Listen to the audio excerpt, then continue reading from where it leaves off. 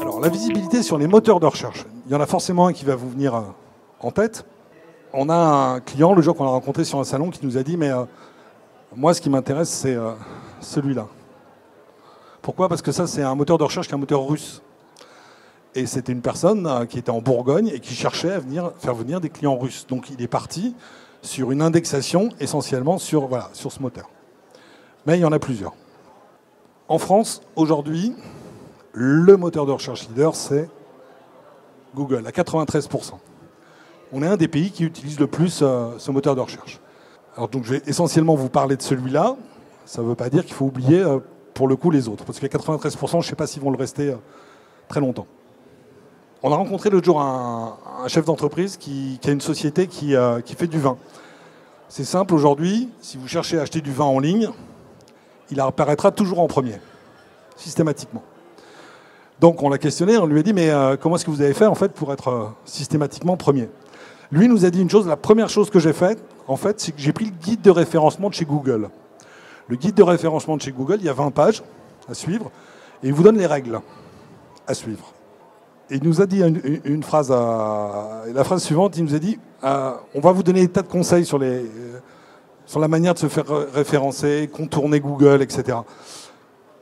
Les algorithmes de Google seront toujours plus intelligents que vous et que nous.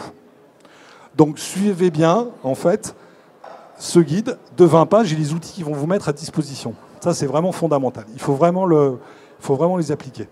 Alors, vous allez avoir deux solutions. La première, c'est ce qu'on appelle le référencement naturel. Vous l'avez peut-être remarqué, pour ceux qui ont des entreprises et des sites Internet, quand vous tapez sur Google, vous allez apparaître là-dessus. Ça, c'est ce qu'on appelle Google My Business. Alors, j'ai fait l'expérience. J'ai tapé des fleurs à Clermont-Ferrand. C'est totalement gratuit, ça. Et Google le fait sans même que vous ayez demandé. Il le fait à votre place, d'accord ? Il vous inscrit dessus. Mais vous avez la possibilité, en fait, de contrôler. C'est-à-dire que vous allez aller, si vous êtes fleuriste ici, vous allez cliquer dessus, on va vous demander, êtes-vous le propriétaire de cet établissement ? Oui. Ils vont envoyer dans ce cas-là un code d'accès par courrier à votre entreprise. Et vous allez pouvoir l'alimenter. C'est vraiment très important. Si cette personne, en fait, est en premier, c'est pourquoi ? C'est parce que, une des raisons, c'est qu'elle l'alimente. L'alimenter, ça veut dire quoi ? Ça veut dire mettre des horaires. Ça veut dire mettre des photos qui sont sympas. De base, Google met simplement la photo ce qu'on appelle Street View. D'accord ? Il faut impérativement l'alimenter. C'est mettre des compléments. Ça va être de mettre en fait le lien pour son site internet. C'est des compléments qu'il faut vraiment apporter. En plus de ça, on le verra tout à l'heure sur la e-réputation, les gens peuvent venir mettre des commentaires. Et c'est quelque chose qu'il va falloir contrôler, ça. D'accord ? Le deuxième, vous avez un petit peu de sous, vous décidez de faire une campagne de publicité, et vous avez ce qu'on appelle le référencement payant. Alors, le référencement payant, qu'est-ce que c'est ? C'est Google AdWords. Google AdWords, comment ça marche ? Vous avez fixé un budget. Alors, on a l'habitude de dire qu'il faut mettre à peu près 200 € hein, pour avoir quelque chose qui tourne, même si ça va dépendre de votre secteur d'activité. Vous fixez un budget de 200 € et en fait, vous allez acheter des mots-clés.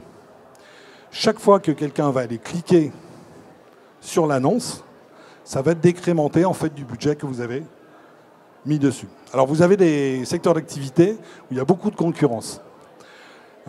Typiquement, ce qu'on appelle les métiers d'urgence. Plombier, serrurier, le samedi soir, par exemple, c'est quand on est dans l'urgence, on va être amené à le rechercher, et là, c'est des mots-clés qui valent en général assez cher.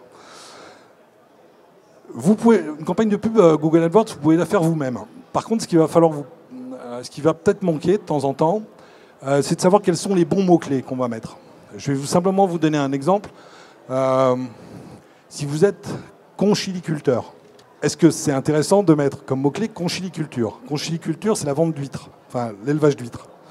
Un internaute, il est probable que lui, il ne tape pas conchiliculture. Il va taper huîtres. D'accord ? On avait un client comme ça qui faisait des quadrucoptères. Qu'est-ce que c'est qu'un quadrucoptère ? C'est un drone.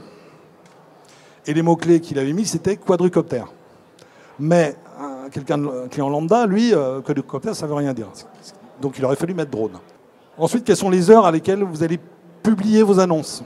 Il est probable que si on est fleuriste, on a intérêt typiquement à mettre des annonces à certaines périodes de l'année et pas à d'autres. Si on vend des pizzas en ligne ou à domicile, on n'a peut-être pas intérêt à le mettre trop tôt le matin, mais à le mettre plutôt le week-end ou les soirs de match de foot, par exemple. D'accord ?